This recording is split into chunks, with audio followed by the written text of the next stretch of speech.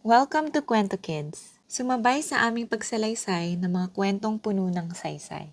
Kwento Kids is presenting with permission from Adarna House and the creators of this book. Author Maria Corazon Remigio and illustrator Roland Mechael Ilagan. Bru-ha-ha-ha-ha-ha. Bru-hi-hi-hi-hi-hi. Believe it or not, my neighbor's a witch. Her name is Mrs. Magalit. Her hair looks dead and wiry. Her nostrils flare wide open. She stares at you with dagger eyes. But she has a beautiful set of teeth. They're white and they sparkle each time she laughs. Bru-ha-ha-ha-ha-ha. Bru-ha-ha-ha-ha-ha. Mrs. Magalit chuckles and cackles loudly when she watches comedians perform in the town plaza. Bru-he-he-he-he-he. Bru-he-he-he-he-he. She snickers and sniggers each time she gossips with Aling Mila. And when she finds children cute, her laughter shifts to a high-pitched titter. Bru-hi-hi-hi-hi-hi. Bru-hi-hi-hi-hi-hi. She giggles shrilly while pinching my plump cheeks. Why did I say that Mrs. Magalit is a witch? It's not because she looks like one, nor is it because of her eerie laughter. It's because she refuses to enter our house each time a broom stands by the doorway.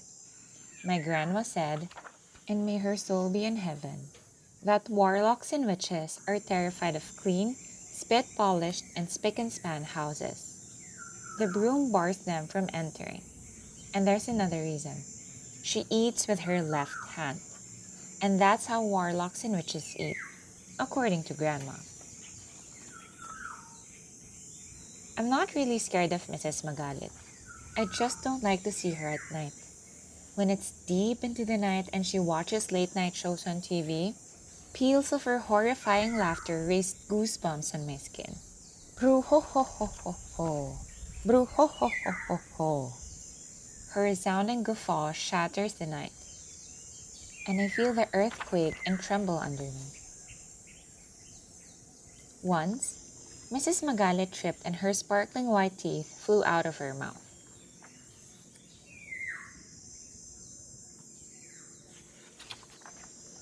Bru-ha-ha-ha-ha-ha. Bru-he-he-he-he-he. Bru-hi-hi-hi-hi-hi. Bru-ho-ho-ho-ho-ho. The people around her chuckled and giggled, snickered and sniggered, tittered, guffawed, crowed and cackled, chortled and burbled. They seemed like warlocks and witches to me. Bru-hu-hu-hu-hu-hu. Bru-hu-hu-hu-hu-hu.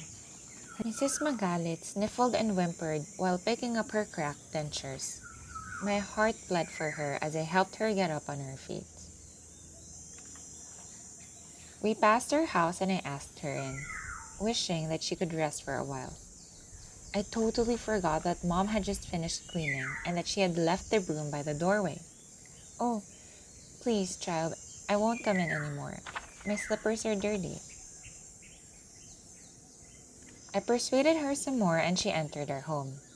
I got shocked that she was not terrified of the broom at all. I gave her some merienda and she used her left hand to pick up some biscuits. You know, child, my right hand is arthritic. That's why I can't use it anymore. How embarrassing it was for me. I was so wrong in thinking that Mrs. Magalit was a witch. I stared at her and I noticed how old she was. Her gray hair seemed dry and lifeless. Her nostrils flared because she found it hard to breathe. She looked at people sharply because her eyesight was poor and cloudy. Oh, dear child, it's so hard to grow old alone. I lost my husband. I don't have children, and I don't have a grandchild like you. Mrs. Magalit was so sad. I switched on the TV set for some entertainment, and the two of us watched something really funny. Bru-ha-ha-ha-ha-ha. She sniggered heartily. Bru-he-he-he-he-he. I snickered merrily. Bru-hi-hi-hi-hi-hi, she chuckled loudly. Bru-ho-ho-ho-ho-ho, I cackled noisily. Bru-ho-ho-ho-ho-ho. We sniffled and sniffled when we ended up teary-eyed because of too much laughter.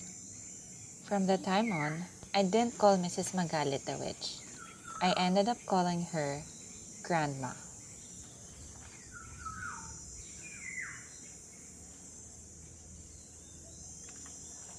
Thank you for spending your time with us today. We hope you have learned about our culture and people as we share more pieces of Philippine literature with you.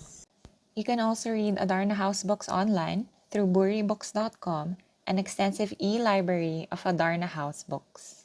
Please don't forget to like this video, subscribe to our channel for more exciting tales, and share it with your friends and family who love reading and learning as well. Mabuhay ang pagbasa!